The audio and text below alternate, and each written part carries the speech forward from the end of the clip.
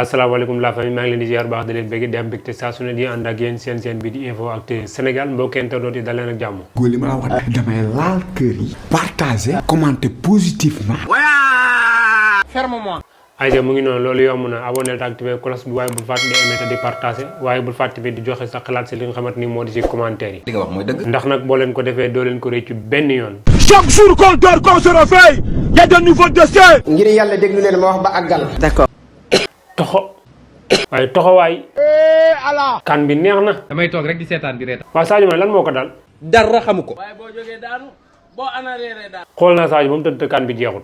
maa ko njëkk a wax man. c'est pas normal. waaw sëñ Bassirou Diomaye maa ngi lay siyaar. maa ngi lay fay Mouhamed. waaye ki lay garder li mu wax dëgg la. lan la wax. nee 3 miss mburu ngay ndekkee fan yi amul. looy ndekkee kon. ceeb lu bari. lan moo tax nga bëgg ceeb moom. boo lekkul mënoo def leneen. mburu moom ñaata ngay njëkk na ko ndax xam naa ne séeréer la. téeméeri dërëm.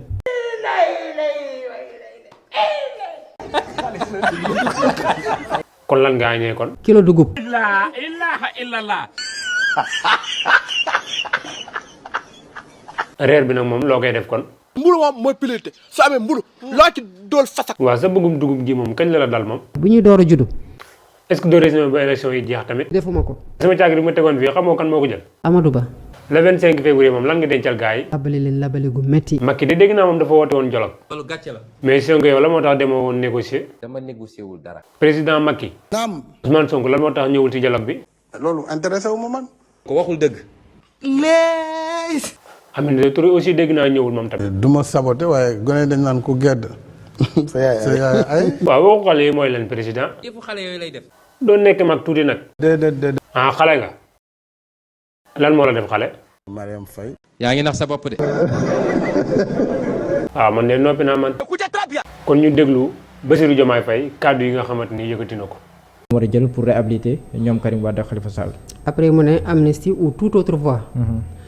d'abord dañuy njëkk a wax lan moo tax ñooñu soxla amnistie lan nga yegg si Sénégalais yi di la xaar ci nga taxaw ci seen soxla ak ci seen ité pour nga saafara seen jafe-jafe yàlla jël la yëkkati la ci ci kanamu ñi nga xamante ne ñoo la doon xee nga delluwaatu wàccee sa bopp ba jàpp ne yow da nga war a fayu nga identifier kenn nit sur tout ton lot nga écraser ko dugal ko kaso génne ko réew mi ñi nga xamante ne ñoom la doon àndal bu dee defin am na ñoom la doon defandool ñu cité woo leen war leen gis nga jël leen nommé leen ay ministre ñuy siéger à tes côtés en tant que ministre tout ça pour ça c'est-à-dire loolu nga def yëpp pour bañ a am ay adversaires politiques ñi nga jàpp ne ñoo amoon doole nga réduire leen à ta plus simple expression focus totalement sur ni nga war a anéantir cette opposition boo paree ci Karim Wade 2017 nga jàpp ne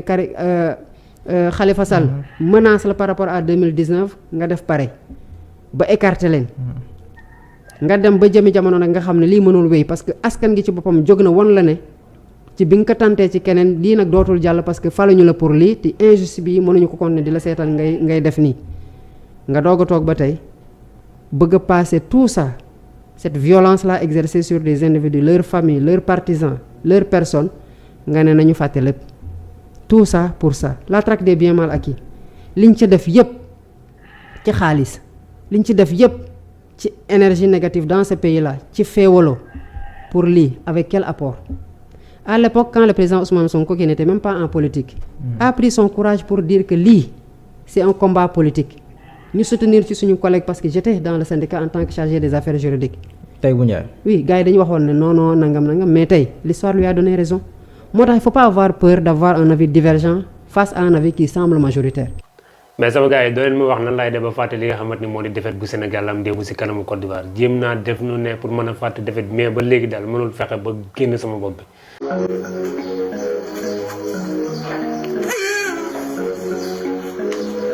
ayca mu ngi noonu loolu lañ leen andiloon tey sama gars yi kon di leen wax dem ba léegi di leen fàttaliwaat suñu chaîne bi nga xamante ni moo di info sport Sénégal yow mi nga xamante ni abonné goo fa ñu ngi lay ñaan nga dem abonné foofu te activé cloche bi ndax lépp luñ dugal nga bokk suñu koy njëkk jot waaye après loolu ñu ngi leen di sant bu baax a baax te di leen gërëm si ànd bi ngeen ànd ak seen chaîne bii di info actu Sénégal jërë ngeen jëf peace. c'est terminé.